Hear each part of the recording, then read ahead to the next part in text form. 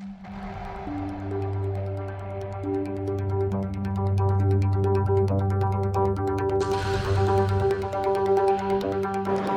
for us, China is one of our biggest and most important markets, and China coped very well with COVID-19 and was the first market that came up again out of the COVID-19. So that was really positive, and the market more or less didn't stop growing, it grew further, so it's still one of our strongest growing markets.